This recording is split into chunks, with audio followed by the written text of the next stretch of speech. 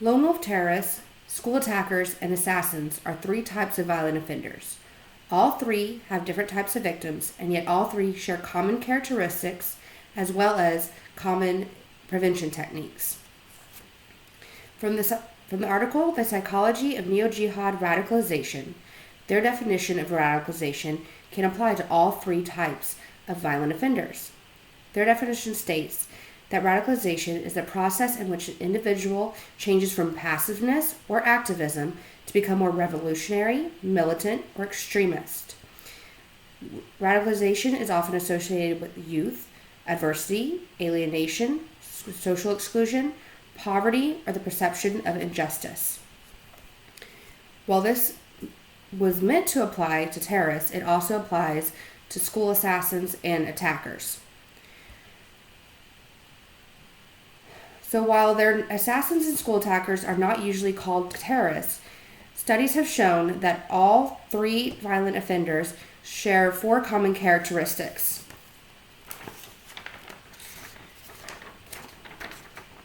They all share the perceived grievance, a personal crisis or unfreezing, a history of depression, as well as a history of weapon use and knowledge.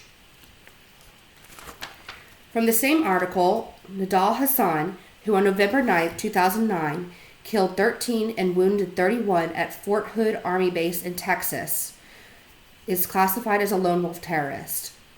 His personal grievance was that he saw the war on terrorism as war on Muslims, and he had also suffered racism on base.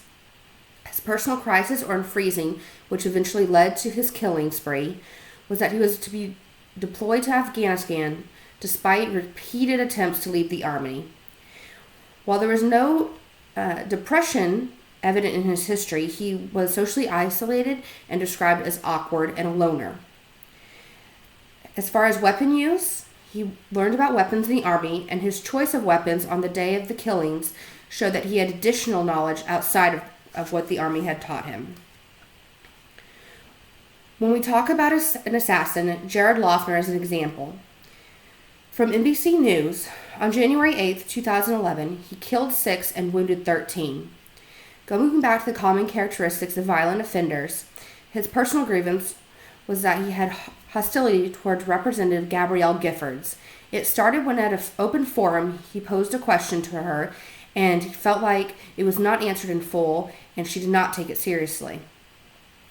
His personal crisis is he had recently been removed from community college, where he'd had multiple run-ins in classrooms and with campus security.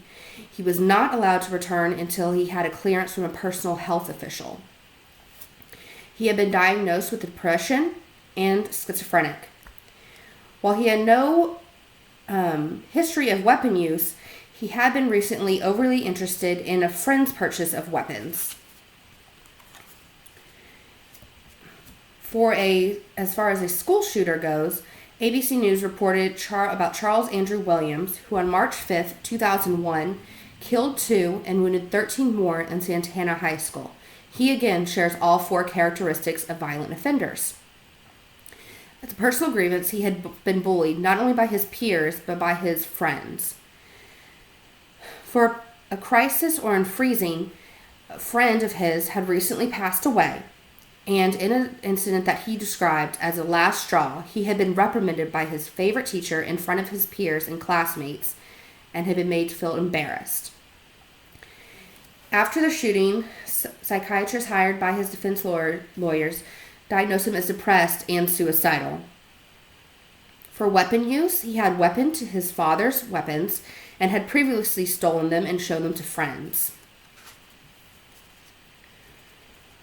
Because all 3 of these attackers share these common characteristics, they can all